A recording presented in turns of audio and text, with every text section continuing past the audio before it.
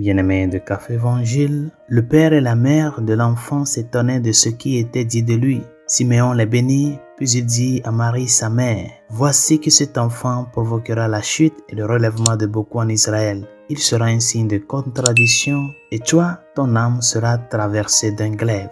Ainsi seront dévoilées les pensées qui viennent du cœur d'un grand nombre. » Bien chers amis, lorsque quelque chose de vraiment surnaturel se produit, l'esprit humain qui saisit cet événement surnaturel est rempli d'émerveillement et de crainte. Pour Marie et Saint Joseph, leur esprit était continuellement rempli d'un saint étonnement devant ce dont il était témoin. Il y a d'abord eu l'annonciation à notre Sainte Mère. Puis l'ange est apparu à Joseph dans un rêve. Puis la naissance miraculeuse a eu lieu. Les bergers sont venus adorer leur enfant et ont révélé qu'une multitude d'anges leur était apparue. Puis après, les mages venus d'Orient se sont présentés pour rendre hommage à leur enfant. Et aujourd'hui, c'est l'histoire de Simeon dans le temple qui nous est racontée dans l'Évangile. Il a parlé de la révélation surnaturelle qu'il avait reçue au sujet de cet enfant. Et à plusieurs reprises, le miracle de ce qui se passait a été présenté à Marie et à Joseph. Et à chaque fois, ils ont répondu par l'émerveillement et la crainte. Chers amis,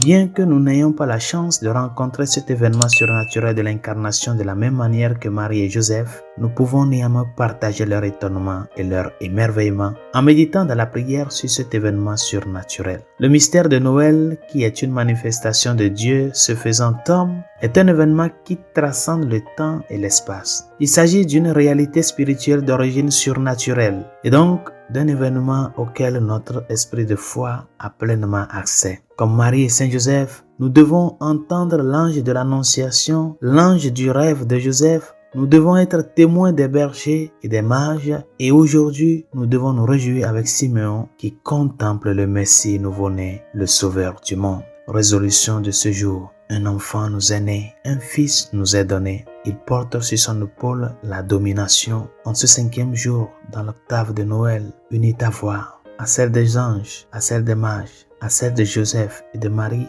pour dire merci au Dieu fait homme. Et que ce merci soit exprimé de par comment tu traites les autres, comment tu vois en ces personnes-là qui t'entourent un autre Jésus-Christ, vulnérable, qui est à ta portée et qui a besoin de ton aide, de ton soutien, de ton appui. Bonne journée, Dieu vous bénisse.